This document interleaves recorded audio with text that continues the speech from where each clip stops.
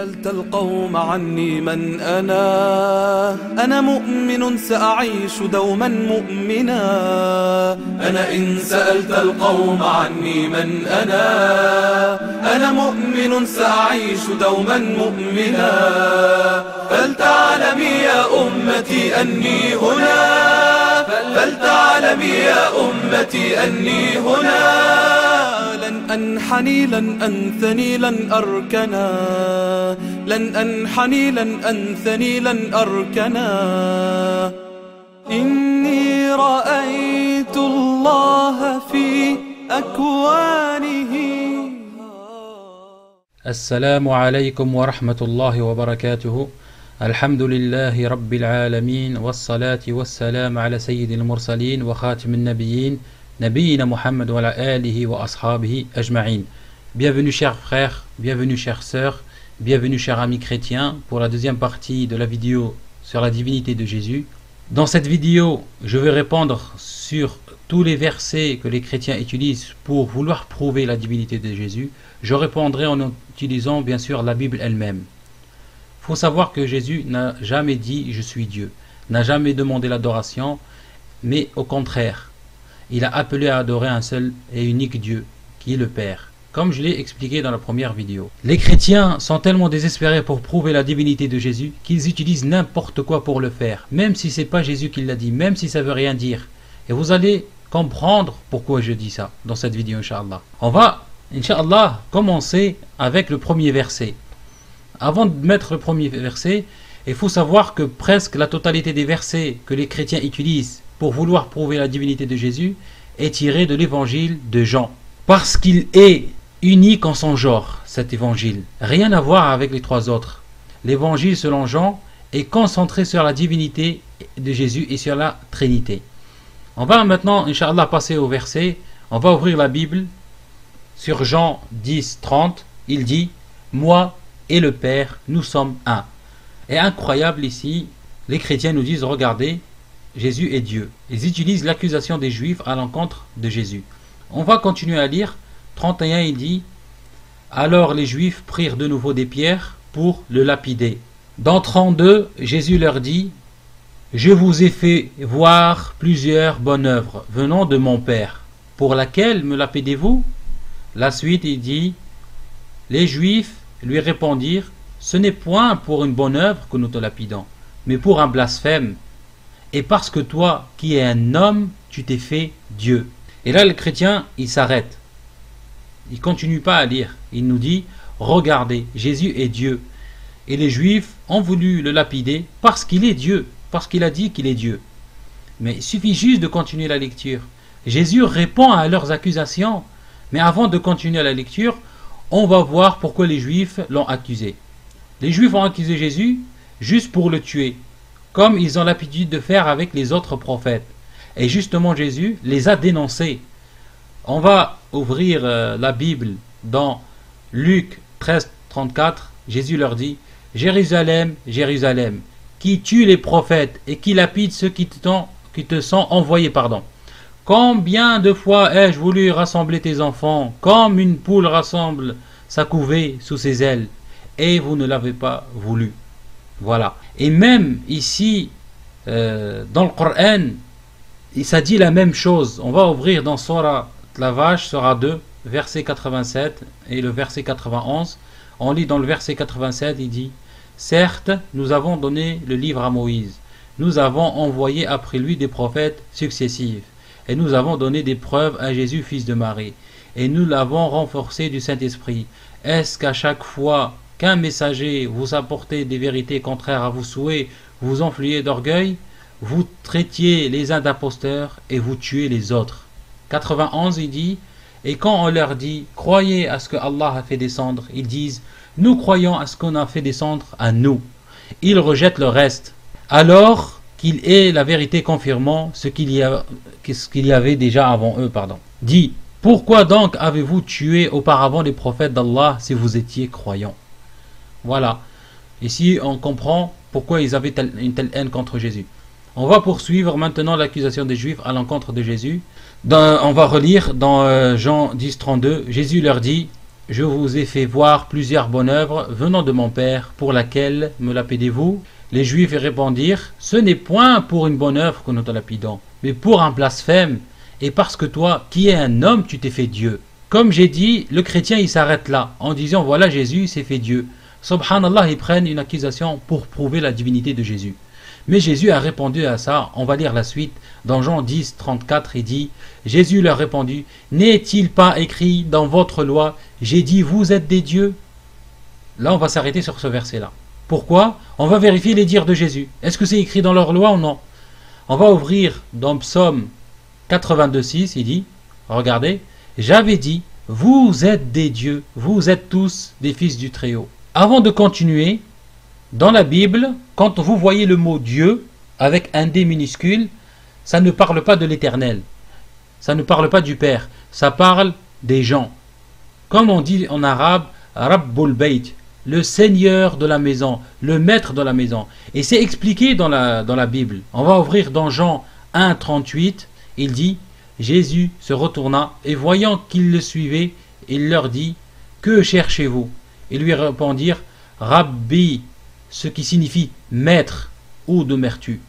Dans un autre verset, Jean 26, il dit, Jésus lui dit Marie, elle se retourna et lui dit en hébreu, Rabboni, c'est-à-dire maître. Mais quand c'est un D majuscule, là ça parle du véritable Dieu. Là ça parle du Père, ça parle de l'Éternel.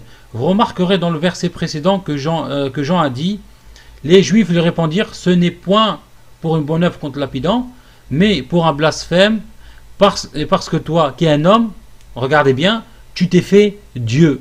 Ici on a un D majuscule, parce qu'il parle de l'Éternel. Tu t'es fait éternel. Voilà. On va continuer, Inch'Allah. Et vous allez voir dans les lectures suivantes comment ils utilisent Dieu pour les gens et Dieu pour l'Éternel. Jean 10, 34, il dit, Jésus leur répondit, n'est-il pas écrit dans votre loi, j'ai dit, vous êtes des dieux, des minuscules ici. Jésus leur explique, dans 35, il dit, si elle a appelé Dieu des minuscules, ceux à qui la parole de Dieu des majuscules a été adressée. Et si l'écriture ne peut être anéantie, voilà, comme vous avez remarqué, quand il cite Dieu en parlant des gens, il met des minuscules, et quand il parle de l'Éternel, il met des majuscules. La suite, Jean 10, 36, il dit, celui que le Père a sanctifié et envoyé dans le monde, vous lui dites tu blasphèmes, et cela parce que j'ai dit, je suis le Fils de Dieu. Encore un D majuscule. Et voilà, il n'a pas dit qu'il est Dieu, mais le Fils de Dieu. Pour l'appellation Fils de Dieu, ce n'est pas quelque chose d'unique, parce que Fils de Dieu est quelque chose de normal à l'époque, qui veut dire serviteur de Dieu. Je vous donne un exemple dans la Bible, dans Exode 4, 22, tu diras à Pharaon, ainsi parle l'Éternel, Israël est mon fils, mon premier-né. Un autre exemple, Psaume 2, 7, je publierai le décret, l'Éternel m'a dit, tu es mon fils, je t'ai engendré aujourd'hui. Les exemples de fils de Dieu ne manquent pas dans la Bible. Maintenant, on va revenir à notre verset, Jean 10, 30. Moi et le Père, nous sommes un. Dire nous sommes un, c'est normal. Je vous donne un exemple pour vous expliquer. Je suis le patron d'une entreprise et j'envoie mon employé chargé de signer un contrat avec une autre entreprise. Cet employé me représente et je lui ai donné le pouvoir de signer. Alors cet employé dira, moi et mon patron, nous sommes un. Ça ne veut pas dire que l'employé est le patron. Si le chrétien vont dire, non, ça n'a rien à voir, Jésus est Dieu parce qu'il a dit, moi et le Père, nous sommes un, et ils nous disent, regardez, il y a un autre verset similaire dans Jean 10, 38, on lit, afin que vous sachiez et vous reconnaissiez que le Père est en moi et que je suis dans le Père. Il faut savoir une chose, dire que Jésus est le Père, c'est un blasphème chez les chrétiens. Mais on va continuer. Mais en utilisant ces versets-là, ils ont un sacré problème. Ils ont marché sur une mine. Pourquoi? On va ouvrir la Bible. Dans Jean 17, 21, il dit, afin que tous soient un, comme toi, Père, tu es en moi, et comme je suis en toi, afin qu'eux aussi soient un en nous, pour que le monde croie que tu m'as envoyé. Ici, il parle des disciples. On continue la suite. Je leur ai donné la gloire que tu m'as donnée, afin qu'ils soient un, comme nous sommes un. moi en eux et toi en moi, afin qu'ils soient parfaitement un, et que le monde connaisse que tu m'as envoyé et que tu les as aimés comme tu m'as aimé. Alors, et si le fait de dire que Jésus est Dieu parce qu'il est un avec le Père, alors les chrétiens, ce n'est plus des chrétiens, c'est des hindous. Pourquoi? On va additionner combien de dieux ils ont, en utilisant leur propre dire. On a le Père, on a Jésus, ça fait 2, et on a les 12 disciples, ça fait 14 dieux. Et si on rajoute le Saint-Esprit, considéré comme Dieu faisant partie de la Trinité, alors ici on a 15 dieux. Et encore catastrophe si on rajoute Marie, la Vierge Marie, parce qu'elle est considérée comme divine dans notre courant chrétien. Alors les chrétiens ont 16 dieux. Des hindous. Voilà, on va passer, Inch'Allah, à la légation suivante. On va passer maintenant dans le verset de Jean 14, 9. Jésus lui dit: il y a si longtemps que je suis avec vous, et tu ne m'as pas connu, Philippe. Celui qui m'a vu a vu le Père. Comment dis-tu, montre-nous le Père? Voilà, c'est la même chose que les versets précédents. On a le verset similaire ici, un exemple dans Luc 10, 16. Il dit: celui qui vous écoute, m'écoute. Et celui qui vous rejette, me rejette. Et celui qui me rejette, rejette celui qui m'a envoyé. Ici, Jésus parle aux apôtres en leur disant: celui qui vous écoute, vous, apôtres, m'a écouté, moi Jésus, et a écouté celui qui m'a envoyé, le Dieu. Et celui qui vous rejette, apôtres, m'a rejeté, moi Jésus, et a rejeté celui qui m'a envoyé, Dieu. Voilà. Il faut savoir que personne n'a vu le Père. Comme c'est écrit dans Jean 5, 37, et le Père qui m'a envoyé a rendu lui-même témoignage de moi. Vous n'avez jamais entendu sa voix, vous n'avez point vu sa face. Voilà. On n'a jamais entendu la voix de Dieu, on n'a jamais vu la face de Dieu. On va passer à Jean 8, 23, et il leur dit: vous êtes d'en bas, moi je suis d'en haut, vous êtes de ce monde, moi je ne suis pas de ce monde. Si ce verset-là veut dire que Jésus est Dieu, alors les apôtres aussi. Parce que dans Jean 15, 19, il dit: si vous étiez du monde, le monde aimerait ce qui est à lui. Mais parce que vous n'êtes pas du monde, et que je vous ai choisi du milieu du monde, à cause de cela, le monde vous haït. Un autre verset dans Jean 17, 14, je leur ai donné ta parole, et le monde les a haïs, parce qu'ils ne sont pas du monde, comme moi, je ne suis pas du monde. Voilà, la même chose. On va passer à un autre verset qui est très utilisé par les chrétiens, dans Jean 8, 58, et Jésus leur dit: en vérité, je vous le dis, avant qu'Abraham fût, je le suis. Ici, ça veut aucunement dire que Jésus est Dieu, sinon le diable est Dieu aussi, puisqu'il existe avant Abraham et même avant Adam. Mais on va ouvrir la Bible pour comprendre le sens. Un exemple dans Jérémie 1, 4, 1, 5, la parole de l'Éternel me fut adressée en ces mots: avant que je te formé dans le ventre de ta mère, je te connaissais, et avant que je te fusse sorti de son sein, je t'avais consacré, je t'avais établi prophète des nations. Ça veut dire il existait dans le savoir de Dieu, avant même qu'il était formé dans le ventre de sa mère. Il y a un autre verset qui est encore plus impressionnant que celui de Jésus, qui parle de Salomon le sage, Sulayman alayhi salam. Dans Proverbe 8, 22 jusqu'à 30, il dit: l'Éternel m'a créé la première de ses œuvres, avant ses œuvres les plus anciennes. J'ai été établi depuis l'éternité, dès le commencement, avant l'origine de la terre. La suite: je fus enfanté quand il n'y avait point d'abîme, point de source chargée d'eau. Avant que les montagnes soient affermies, avant que les collines existent, je fus enfanté. Il n'y avait encore ni la terre, ni les campagnes, ni le premier atome de la poussière du monde. La suite: lorsqu'il déposa les cieux, j'étais là. Lorsqu'il traça un cercle à la surface de l'abîme. Lorsqu'il fixa les nuages en haut et que les sources de l'abîme jaillirent avec force. Lorsqu'il donna une limite à la mer pour que les eaux ne franchissent pas les bords. Lorsqu'il posa les fondements de la terre, j'étais à l'œuvre auprès de lui et je faisais tous les jours ses délices, jouant sans cesse en sa présence.